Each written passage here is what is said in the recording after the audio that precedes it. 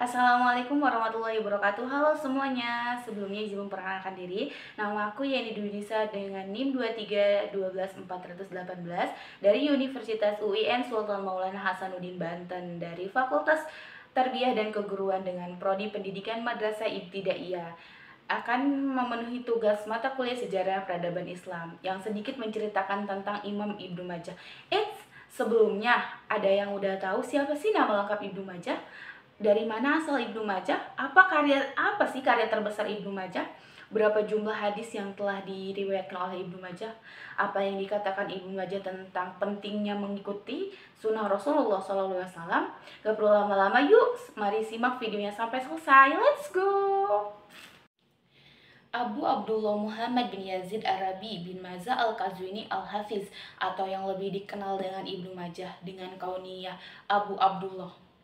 Masa kecil Ibnu Majah dimulai dengan belajar ilmu agama secara runtut dari usia dini hingga usia remaja. Beliau menghafal Al-Quran dan kemudian menjadi seorang ulama hadis yang telah mengumpulkan hadisnya sejak umur 15 tahun. Hebat bukan? Ia lahir di Qazwin di negara Irak pada tahun 900 Hijriah atau 824 sebelum Masehi. Beliau juga dikenal dengan sebutan Ibnu Majah karena ia terkenal dengan kejujuran dan akhlaknya yang sangat mulia.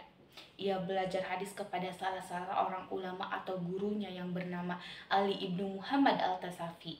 Selanjutnya pada usia kurang dari 21 tahun, ia memulai mengadakan rihlah ilmiah ke berbagai kota dan daerah untuk mempelajari hadis dan mengumpulkannya karena Ibnu Majah dikenal sebagai seorang yang alim dan dapat dipercaya pendapatnya. Hebat bukan?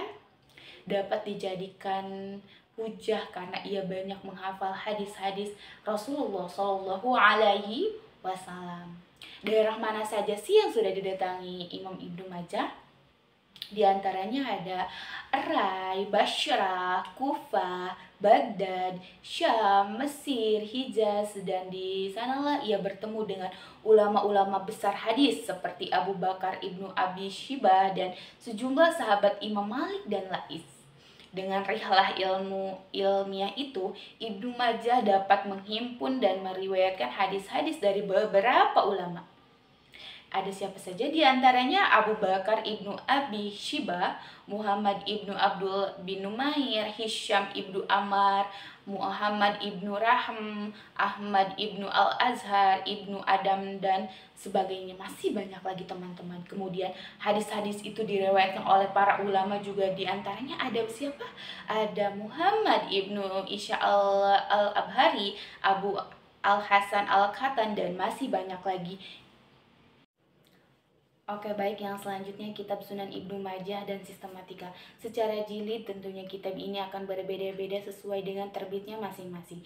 Jika di edisi terbitnya Beirut oleh penerbit Dar el-Fiqh, kitab Sunan Ibnu Majah terdiri dari 2 jilid dengan penomoran yang berurutan. Jumlah hadis yang termuat di dalamnya 4.341 hadis dan 3.200 di antaranya telah termuat di dalam kitab hadis-hadis yang lainnya, sedangkan 1339 lainnya merupakan tambahan yang tidak terdapat dalam kitab-kitab standar yang lainnya. Abu Abbas Ahmad Ibnu Muhammad Al-Bashiri telah menghimpun hadis-hadis tambahan di dalam sebuah hadis kitab yang berjudul Mi'bah Al-Zuzazah fi Jawad Ibnu Majah, dikutip dari Yeslom 2011. Penjelasan lainnya bahwa hadis-hadis terdapat dalam Sunan Ibnu Majah adalah berjumlah 4.341 hadis yang terdiri dari muqaddimah dan 37 bab dan 1.502. Maka dalam hal ini Syekh Muhammad Fuad Al-Baiki telah mengadakan penelitian jumlah hadis ini. Hasilnya adalah perinciannya sebagai berikut. Riwayat dalam Kutubu Al-Khamsah ada 3002 hadis. Isnad hadisnya sahih ada 428. Isnad hadisnya hasan ada 199. Isnad hadisnya doif ada 613. Isnad lemah sekali atau mungkar ada 99. Melihat dari jumlah hadis yang dihimpun sendiri oleh Ibnu Majah tersebut, tampak sekali bukan dia tidak memilah dan memilih kriteria hadis atau kualitas hadis yang dimuat di dalamnya. Sunan Ibnu Majah sebenarnya seperti kitab-kitab sunan lainnya tidak hanya memuat hadis-hadis yang berkualitas sahih dan yang hasan saja, tetapi mereka juga memasukkan hadis yang berkualifikasi doif. Namun demikian mereka memberikan catatan-catatan khusus terdapat hadis yang berkualitas doif tersebut untuk menunjukkan kedoifannya. Lain halnya dengan sikap yang diambil oleh Imam Ibnu Majah dalam sunannya. Dia tidak memberikan rambu-rambu khusus dan keterangan di antara hadis-hadis yang dimuat di dalamnya. Bahkan Muhammad Zamzami menyebutkan bahwa terhadap hadis makhdhub pun Ibnu Majah lebih mengambil sikap diam daripada memberikan komentar. Tidak diketahui secara jelas mengapa Ibnu Majah lebih memilih bersikap diam demikian terhadap hadis-hadis yang bernilai berkualitas doif itu. Agaknya karena model penulisan yang kurang begitu jelas, batasan-batasannya itulah hingga kitab Sunan Ibnu Majah menimbulkan polemik yang sangat panjang. Apakah kitab tersebut layak diklasifikasikan kepada kelompok jajaran Al-Kutubus Sittah atau tidak? Bagaimana kitab-kitab sunan yang lainnya, Sunan Ibnu Majah ini disusun berdasarkan materi dan bab fikih, tetapi secara rinci terdapat beberapa perbedaan dengan Sunan Al-Anasai. Para ulama mempunyai perbedaan pendapat mengenai jumlah hadis Imam Ibnu Majah. Hal ini terjadi karena dari sudut pandang para ulama, sebagian melihat bahwa sebuah hadis dapat dibagi menjadi beberapa subbab, beberapa bab, beberapa jilid, dan beberapa jumlah atau perbedaan dalam pengelompokannya. Sedangkan menurut Nawir Yuslam mengatakan jika dilihat langsung dari kitab Sunan Ibnu Majah, mulai jilid 1 hingga jilid 2 dicetak Beirut oleh penerbit The Al-Afriq menunjukkan bahwa jumlah seluruh hadisnya adalah 4.341 buah hadis, terjadi 37 bab dan 1.515 subbab. Kitab pertamanya adalah Muqaddimah yang diawali dengan bab Ibda Sunnah Rasulullah Shallallahu Alaihi Wasallam, dan kitab terakhirnya adalah tentang Al-Zuhud. Ibnu Majah telah menyusun kitab dalam berbagai cabang ilmu, bahkan dikenal sebagai muhadis, munafsir, muarikh. Dalam kitab tafsir ia menulis tafsir Al-Quran Al-Karim, sedangkan dalam kitab sejarah ia menulis kitab At-Tariq, karyanya yang berisi biografi para periwayat hadis sejak awal hingga ke masanya. Karena keduanya tidak begitu populer kitab tersebut di atas ada kemungkinan tidak sampai bukan ke generasi seperti kita ini. Sedangkan yang masih eksis adalah kitab hadis Sunan Ibnu Majah yang menjadi pembahasan kita saat ini, dikutip dari Ensiklopedia tahun 1999 untuk lebih mempermudah pemahaman penulisan akan menyertakan peta perjalanan Ibnu Majah dalam mencari ilmu. Karyanya yang paling dikenal adalah penyusunan kitab Sunan Al-Majah, dan kitab ini termasuk dalam kelompok Kutubus Sittah. Ibnu Majah lahir di Qazwin, salah satu kota yang terkenal di kawasan Irak. Sebutan Majah dinisbatkan sebagai ayahnya Yazid yang juga dikenal dengan sebutan Mazah Maula Romi'at. Ada juga yang mengatakan bahwa Majah adalah ayah dari Yazid. Walaupun demikian, tampaknya pendapat pertama yang lebih sahih. Kata Majah adalah gelar ayah Muhammad, bukan gelar kakeknya. Seperti diterangkan penulis Qomus jilid 9 pada halaman 8. Pada halaman 208, Ibnu Katsir dalam Al-Bidayah wan Bidayah jilid 11 halaman 52, Imam Ibnu Majah berkelana ke penjuru negeri untuk menelusuri ilmu hadis. Sepanjang hayatnya beliau telah menghasilkan pemikiran dan jiwanya dengan menulis beberapa buku Islam, seperti buku fikih, tafsir, hadis, dan sejarah. Imam Ibnu Majah mulai menginjakan kakinya di dunia pendidikan sejak usia remaja dan menekuninya pada bidang hadis sejak umur 15 tahun. Pada seorang guru yang ternama pada kala itu, yaitu Ali ibn Muhammad At-Tasafi, wafat pada 233 Hijriah. Bakat dan minat yang sangat besar yang dimilikinya yang akhirnya membawa dalam bidang sejarah. Imam Ibnu Majah menulis buku At-Thariq yang mengulas sejarah biografi para muhaddis sejak awal hingga masanya. Dan bidang tafsir, beliau menuliskan buku Al-Quran Al-Karim, dan di dalamnya hadis beliau menuliskan buku Majah. Disayangkan sekali karena buku At-Thariq dan Al-Quran Al-Karim tidak sampai ke generasi seperti kita, bukan? Karena dianggap kurang. Yang selanjutnya ada rihlah. Apa sih rihlah itu? Dari tadi sudah disebutkan, ada kata rihlah.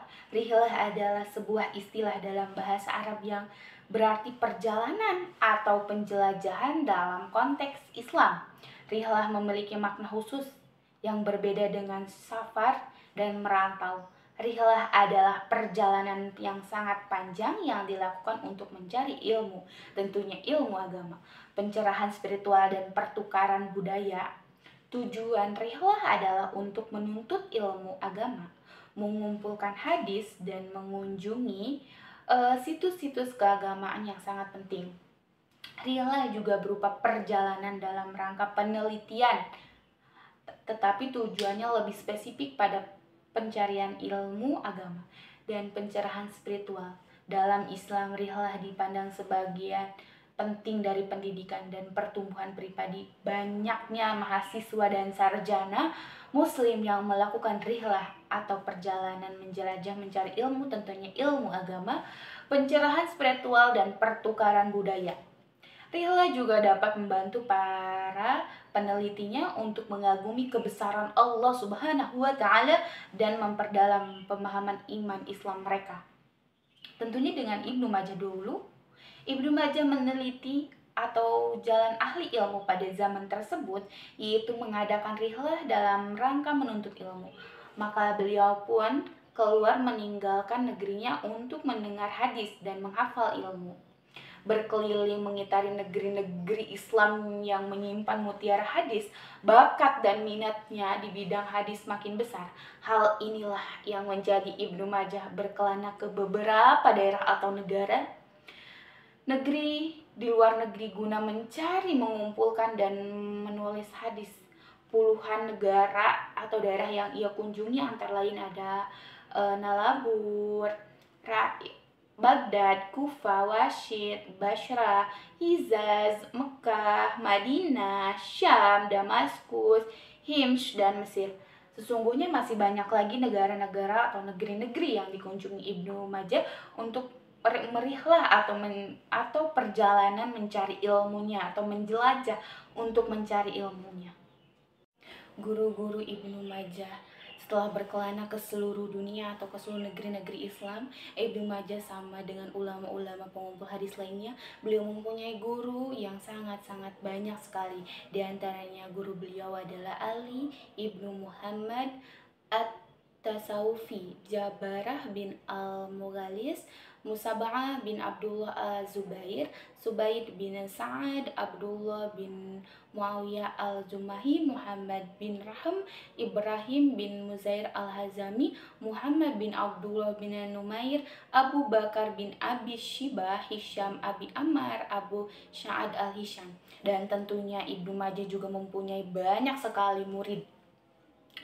Ketulusan ilmu Ibnu Majah membuat para penuntut ilmu yang haus akan ilmu berkeliling dalam majelis yang beliau dirikan, maka sangat banyak sekali murid yang mengambil ilmu darinya. Di antara merekanya adalah Muhammad bin Isya al-Abhari, Abu Thayyib Ahmad al-Baghdadi, bin Yazid al-Fami, Ali bin Ibrahim al-Qattan, Ishaq bin Muhammad, Muhammad bin Isya al-Shafar, Ali bin Sya'ad al-Ashkari, Ibnu Syubaya, Wazid Ahmad ibn Ibrahim. Dan tentunya sangat banyak sekali ilmu yang mereka ambil. Dari beberapa guru yang telah saya sebutkan tadi, sebenarnya masih banyak sekali guru Ibnu Majah karena apa? Beliau berkeliling banyak negeri, ke satu negeri ke negeri yang lainnya, dan juga mempunyai banyak sekali murid-murid atau murid-murid yang haus akan ilmu. Sekilas tentang kitab para ulama memandang bahwa kitab hadis Imam Ibnu Majah yang berjudul Sunan Ibnu Majah sebagai kitab keenam dari Kutubus Sittah setelah Sahih Al-Bukhari, Sahih Muslim, Sunan Abu Dawud, Jami' At-Tirmizi, dan Sunan An-Nasa'i. Buku hadis yang dikarang oleh Imam Ibnu Majah dikenal dengan sebutan Sunan Ibnu Majah karena termasuk buku yang telah menyita perhatian bagi umat Islam.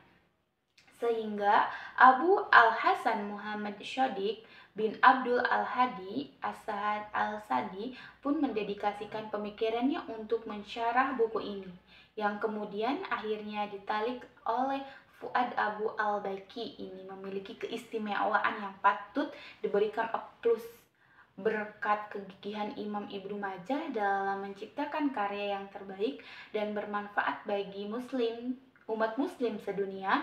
Dapat kita lihat bahwa buku ini susunannya yang baik dan tidak ada pengulangan hadis yang serupa, kecuali memang dianggap penting oleh sang imam Shadiq Hasan dalam kitab Al-Hitah berkata, tidak ada kutubuh asitah yang menyerupai seperti ini. Karena ia menjaga sekali adanya pengulangan hadis-hadisnya. Walaupun ada, itu pun hanya sebagian kecil saja. Seperti Imam Muslim radhiyallahu anhu, halnya yang mendekati buku ini, di mana beliau tidak mengulangi hadis dalam beberapa subbab kitab, tetapi beliau mengulang hadis tersebut hanya dalam satu subjudul saja. Setelah menjelajah ke seluruh negeri atau dunia muslim untuk belajar hadis, Imam Ibnu Majah wafat pada hari Senin tanggal 22 Ramadan 273 Hijriah atau 887 Masehi. Almarhum dimakamkan dari hari Selasa di tanah kelahirannya Qazwin, Irak. Ada pendapat yang mengatakan beliau meninggal pada tahun 275 Hijriah, namun pendapat yang pertama yang lebih valid.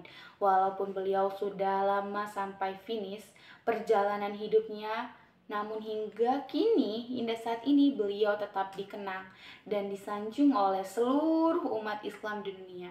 Dan ini adalah bukti bahwa beliau memang seorang ilmuwan yang hebat dan sejati. Oke, baik, sudah ada di penghujung pembicaraan. Saya meminta maaf apabila ada salah-salah kata atau salah-salah menyebut. Kurang dan lebihnya mohon maaf. Wallahu muwaffiq ila aqwamit thoriq. Wassalamualaikum warahmatullahi wabarakatuh.